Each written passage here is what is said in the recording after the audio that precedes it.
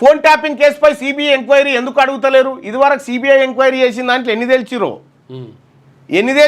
CBI ఎంక్వైరీలు చేసి ఎంతమంది దోషులను జైల్లో పెట్టిరో చెప్పు. మీ పర్సంటేజ్ ఎంత? ఏది దోషులను శిక్ష పడేసినటువంటి పర్సంటేజ్ ఎంత? చాలా తక్కువ. ఈ సిబిఐలు ఈడీలు ఇవన్నీ ఇప్పుడు ఫోన్ ట్యాపింగ్ కేసుపై సిబిఐ ఎంక్వైరీ ఎందుకు అడుగుతలేరు? సుమోటోగా తీసుకోకపోయారు, మరి సుమోటోగా కేంద్ర ప్రభుత్వం ఒక నిర్ణయం తీసుకొని చేయకపోయారు. వీళ్ళకి అప్పచెప్తే ఏం లేదు, వాళ్ళని బచాయిస్తుంది కేళ్ళు. రాష్ట్ర సర్కార్ కేంద్ర మంత్రి కిషన్ రెడ్డి ప్రశ్న. బనకచర్లపై కేంద్రం ఎలాంటి నిర్ణయం తీసుకోలేదు. రాష్ట్రాలతో సంప్రదింపులు జరిపాకే సమస్యను పరిష్కరిస్తాం. స్థానిక సంస్థల ఎన్నికల్లో ఎవరితో పొత్తు పెట్టుకోం. రాజాసింగ్ అంత అనుభవం తనకు లేదంటూ సెటైర్. ఆయుధాలు వీడి చర్చలకు రావాలని మావోయిస్టులకు పిలుపునిచ్చిండట.